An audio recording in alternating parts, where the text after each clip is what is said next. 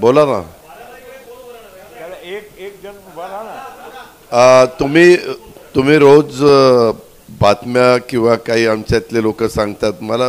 मी परवा काहीतरी आमच्या कार्याध्यक्षांनी एक स्टेटमेंट केलेलं वाचलं, त्यांनी काहीतरी जाहीर केलंय असं.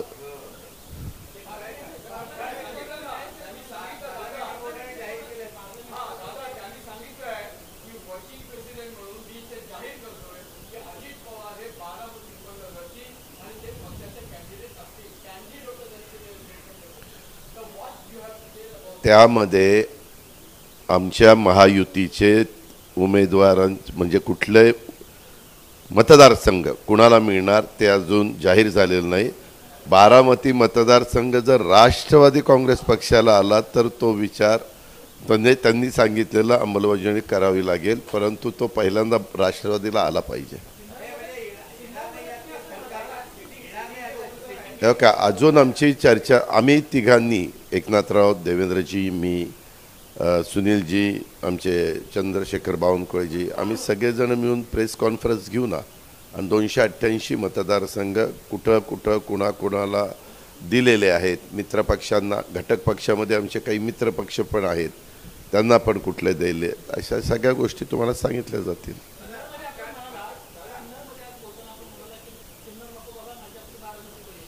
नाही, सिन्नरमध्ये आता कुठं जाईल तिथं तिथले लोक म्हणले नाही नाही तुम्ही सिन्नरचं प्रतिनिधित्व करा, जसा बारामतीचा कायापालट केला तसा सिन्नरचा कायापालट तुम्ही आम्हाला करून द्या. आता त्या प्रत्येक प्रेमापोटी कार्यकर्ते बोलत असतात, तिथल्या आमदारांनीच तशा प्रकारची मागणी केली म्हणून मी त्यांना सांगितलं. कारण मध्ये बारामतीमध्ये मी असताना काही कार्यकर्त्यांनी फार त्यांच्या भावना तीव्रपणे बोलून दाखवल्या आणि शेवटी मी आपल्याला पत्रकार मित्रांना सांगतो, आम्ही सगळेजण राजकारणामध्ये काम करत असताना लोकशाहीला महत्त्व देतो. शेवटी बहुमताचा आदर करावा लागतो. बऱ्याचदा बऱ्याच गोष्टी आपण काही जरी ठरवलं तर लोकांच्या समोर किंवा कार्यकर्त्यांच्या समोर आपल्याला ऐकावं लागतं, कारण आपल्याकरता कार्यकर्ते जीवाचं रान करत असतात, प्रयत्न करत असतात. त्याच्यामुळे त्यांच्याही म्हणण्याला मान सन्मान द्यावा लागतो.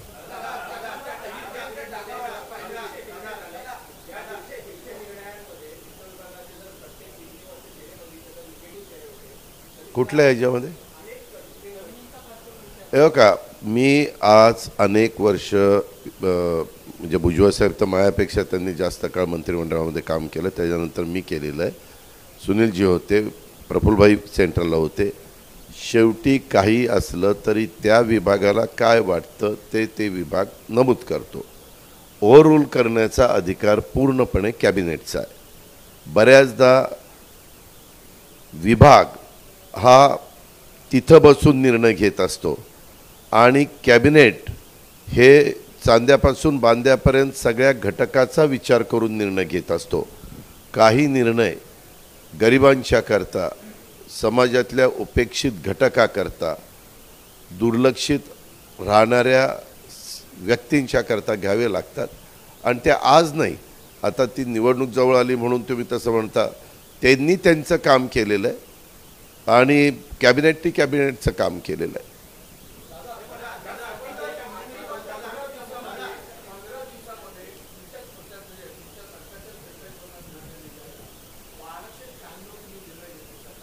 किती किती किती किती दिवसात?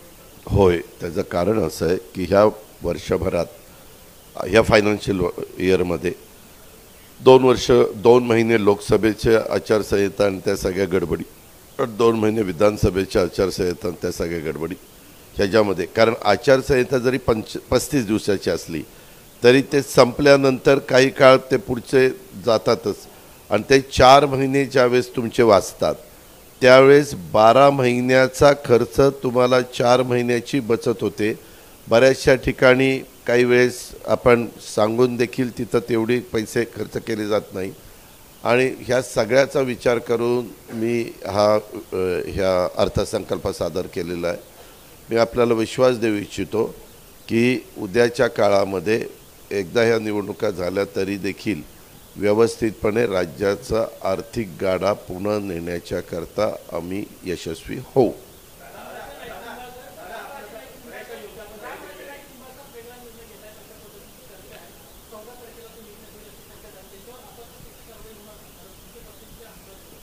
रामराजे नाईक निंबाळकरांशी मी स्वतः बोललोय, प्रफुल्लभाई बोलले, सुनील तटकरे साहेब बोलले. आम्ही सगळेजण चर्चा करतो. बातम्या अशा वेगवेगळ्या येत असतात, अनेकांच्याबद्दल येत असतात. त्यांनाही माहीत नसतं की बाबा ह्या बातम्या कशा आल्या. अशा वेगवेगळ्या बातम्या आपण पाहत असतो, परंतु अजूनपर्यंत त्यांनी काही तसा निर्णय घेतलेला नाही.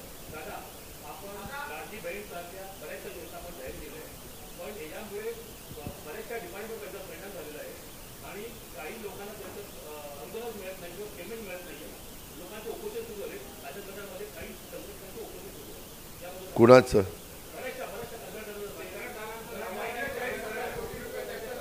एक मिनिट पत्रकार मित्रांनो, मी तुम्हाला दाव्याने सांगतो, कधीही 40,000 कोटी रुपये कॉन्ट्रॅक्टरचं देणं राहू शकत नाही. उगीच एखादा आकडा घ्यायचा आणि वाजवायचा 40,000 कोटी 40,000 कोटी. दरवर्षी बजेटमध्ये आपण तरतूद करतो, साधारण तरतूद केलेली आहे, त्याच्यात 1.5पट आपण कामं काढतो. मग ते DPC असेल किंवा तो कुठलाही विभाग त्या ठिकाणी असेल, ही पद्धत त्याच्यामध्ये असते. काही संदर्भामध्ये मी मधी PWDला 4,000 कोटी रुपये सोडलेले होते, नंतर 4,000 कोटी रुपये सोडलेत. त्याच्यामध्ये पूर्णपणे माहिती घेऊन शेवटी प्रत्येकाला पैसे तर द्यावे लागतातच, त्याच्यामध्ये दुमत असायचं काही कारण नाही. जर तुम्ही काम करून घेतलं तर पैसे गेलेच पाहिजे. परंतु निवडणुका आल्या, तुम्ही आजचीच नाही, ह्या ज्या वेळेस निवडणुका आल्या त्या वेळेस विरोधी पक्ष जो होता त्यांनी बाबा हे सत्ताधारी पक्षांनी खूप मोठ्या प्रमाणावर कर्ज काढून ठेवलं, खूप मोठ्या प्रमाणावर कर्ज काढून ठेवलं. तुम्ही कुणीही राज्यकर्ते असला तरी तुम्हाला 3% लिमिट ओलांडताच येत नाही, ही वस्तुस्थिती आहे. तुम्हाला माहिती असेल, मी एक उदाहरण देतो. मधल्या काळामध्ये केरळसारख्या राज्यांनी अशाच पद्धतीनं त्यांना 3%च्या पुढं जाऊन दिलं नाही. ते सुप्रीम कोर्टात गेले. सुप्रीम कोर्टाला सेंट्रलनी सांगितलं की बाबा हे लिमिट काही केरळ काहीतरी वेगळं राज्य आहे म्हणून नाही, सगळ्यांना सारखाच न्याय असतो. ह्यांनी आर्थिक शिस्त पाळली नाही, त्याच्यामुळे ते 3%च्या पुढं त्यांना जावं लागतं.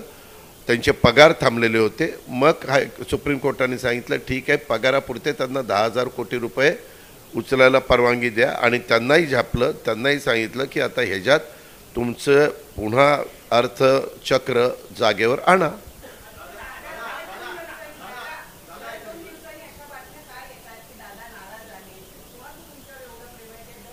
जे बातम्या देतात त्यांचं माझ्यावर प्रेम आहे.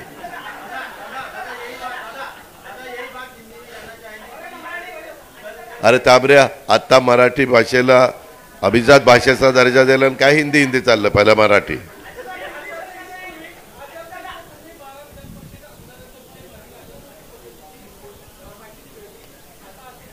हो का, तो आमच्या कुणाच्या हातात नाही, तो राज्यपाल नियुक्त करतात, राज्यपालांच्या हातात आहे. आम्ही काय करणार? राज्यपाल ज्यावेळेस 12 जाहीर करतील त्यावेळेस आम्ही ते बघू. आमचं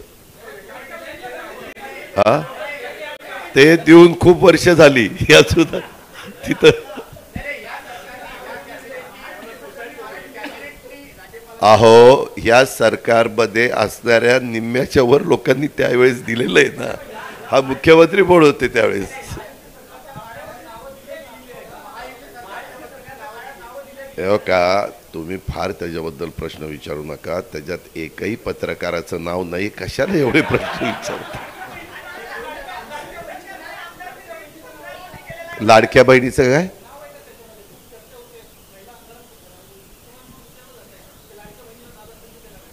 हो का, सगळ्यांना शेवटी काय, तुम्हाला पुढं जायचं म्हटलं तर वेगवेगळ्या क्षेत्रातल्या मान्यवरांना संधी त्या ठिकाणी द्यावी लागते. आणि त्याचा विचार ज्यावेळेस तो निर्णय घ्यायचा त्यावेळेस जरूर वरिष्ठ घेतील.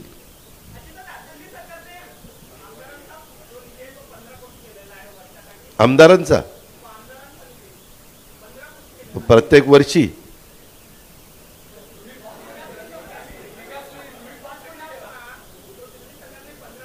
खासदारांना 5 कोटी आहे. अहो माझ्या माहितीप्रमाणे लोकसभेला खासदारांना 5 कोटी आहे. 6 विधानसभा मतदारसंघ आपले येतात. दिल्ली एवढं एवढं आहे आणि दिल्लीचा खर्च त्यांच्या म्हणजे त्यांचं उत्पन्न पण चांगलं आहे, त्याबद्दल दुमत नाही, त्याकरता त्यांनी दिलेलं आहे. आम्ही जरी 5 कोटी निधी, मला खरं तर दरवर्षी वाढवायचं होतं 1-1 कोटीनी, परंतु नंतर मध्ये मी जरा म्हणजे सरकारच्या बाहेर होतो, परंतु 5 कोटी दिलेला असला तरी वेगळ्या मार्गाने आम्ही त्या त्या विधानसभा मतदारसंघात भरघोस निधी दिलेला आहे.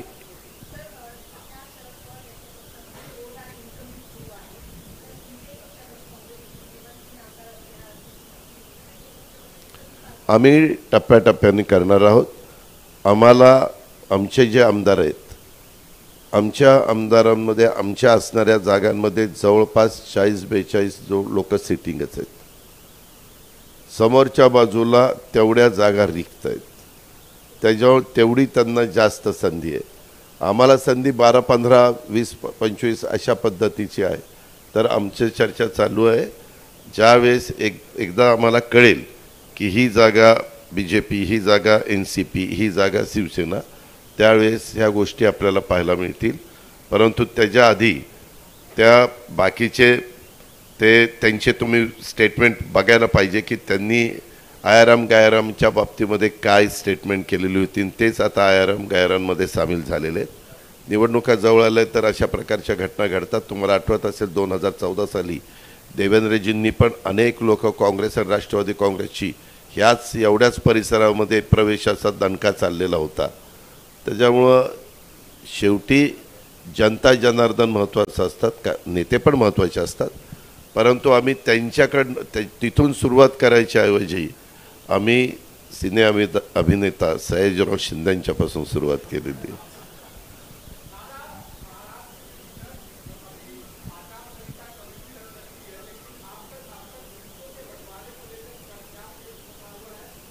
कुछ नहीं फंसा हुआ, सब ठीक ठाक चल रहा है, सब ठीक ठाक चल रहा है.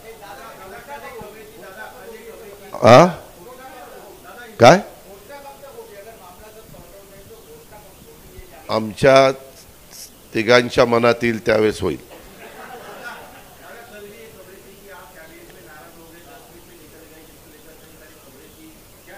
ते दादांत खोटी बातमी आहे.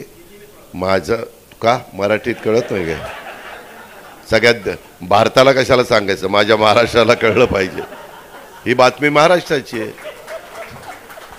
तर त्यामध्ये 10 वाजता कॅबिनेट होती. भुजबळ साहेबांना माहिती आहे, भुजबळ साहेब माझ्या उजव्याच बाजूला तिथं बसतात आणि मी पहिलाच कार्यक्रम अहमदपूरला घेतला होता. मला तो कॅन्सल करायचा होता. तिथल्या आमदाराचा निरोप आला.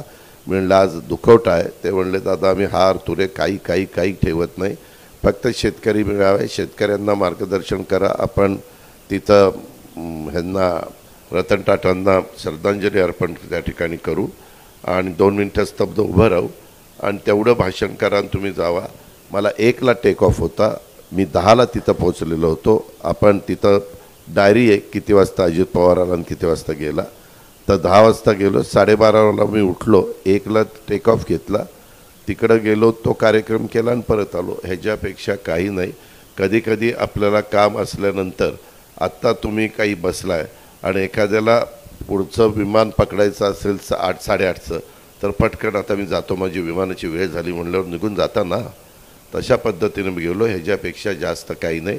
पहिले महत्त्वाचे विषय हे जवळपास त्या ठिकाणी घेण्यात आलेले होते आणि मला कुठले कुठले विषय आहेत ते सगळे माहिती होते. कारण तुम्हाला माहिती आहे विषय येताना फायनान्स मिनिस्टरची सही असते, चीफ सेक्रेटरीची सही असते, DCMची होम मिनिस्टरची सही असते, CMची सही असते. त्याच्यामुळे त्या बातमीमध्ये अजिबात तथ्य नाही, हे मी जबाबदारीनं आपल्याला सांगतो.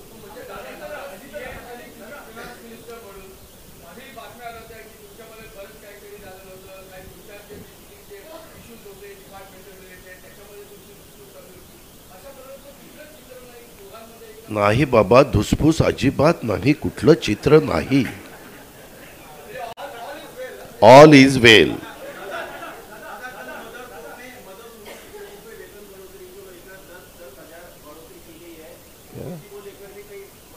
क्या क्या मदरसा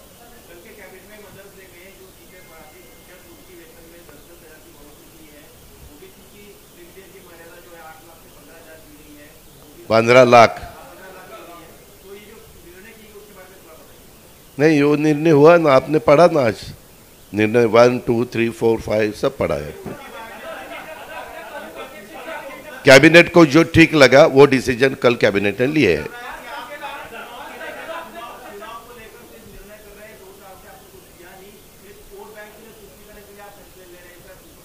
नहीं नहीं, वैसा वो आरोप में बिल्कुल तथ्य नहीं है.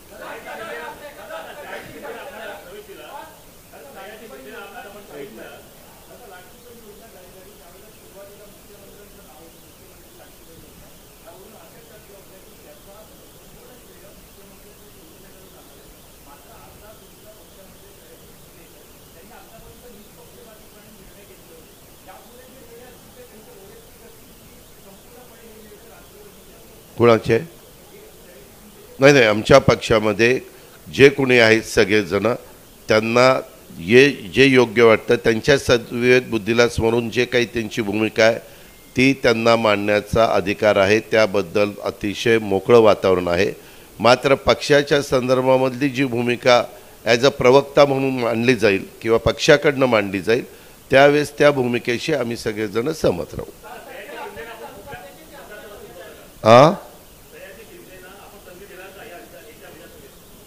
त्याच्यामध्ये त्यांना पहिल्यांदा स्टार प्रचारक म्हणून संधी देणार आहोत.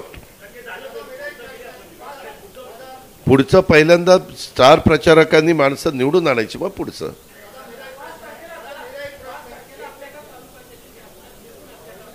होय.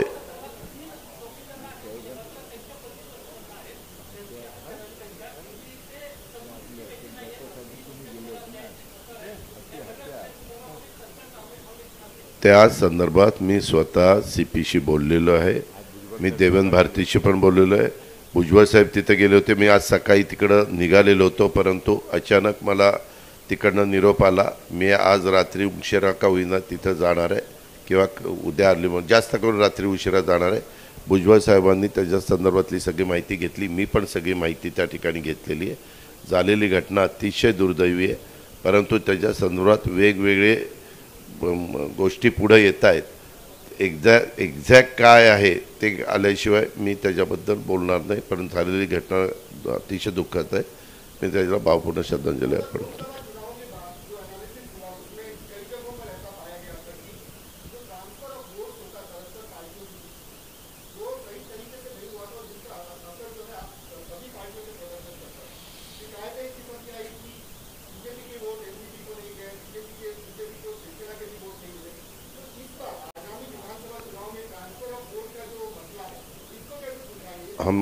हम तीनों पार्टियों ने, जब हम तीनों पार्टियां एक हुई और महायुति निर्माण की, तब ये पहला चुनाव था. उसमें जो भी प्रॉब्लम आए वो अभी विधानसभा में सॉल्व करने के लिए हमने सबने बंदोबस्त किया है. आप फिक्र मत करो, उसी रास्ते से अभी हम जाना चाहते हैं. जैसे आप सबने बताया था, सबने एग्जिट पोल वालों ने सबने कि हरियाणा में ऐसा होने वाला है, हरियाणा में वैसा होने वाला है. बाद में देखा तो अलग ही हुआ. हरियाणा में ऐसा ही उन्होंने भी वहाँ शेड्यूल कास्ट लोग थोड़े से दूर पहले गए थे, उनको साथ लेने की कोशिश की. इसी हिसाब से हम भी हमारे यहाँ वैसा करेंगे. हमने भी सोचा है, बीजेपी ने सोचा है, शिवसेना वालों ने सोचा है, तीनों मिलके इसके बारे में बात हुई है और हम रास्ता निकालेंगे. जो जैसा संविधान बदलने वाले हैं, अभी संविधान का सवाल ही नहीं आता इसमें. आपने देखा माइनॉरिटी के लिए मेरा खुद का कहना है, अभी बाबा सिद्दीकी साहब भी यहाँ है, हम इस गवर्नमेंट में जाने के बाद सबसे ज़्यादा डिसीजन हमने महायुति सरकार के माध्यम से माइनॉरिटी के लिए, अल्पसंख्यक विभाग के लिए है. मैं आपको पेपर पे दिखाऊंगा.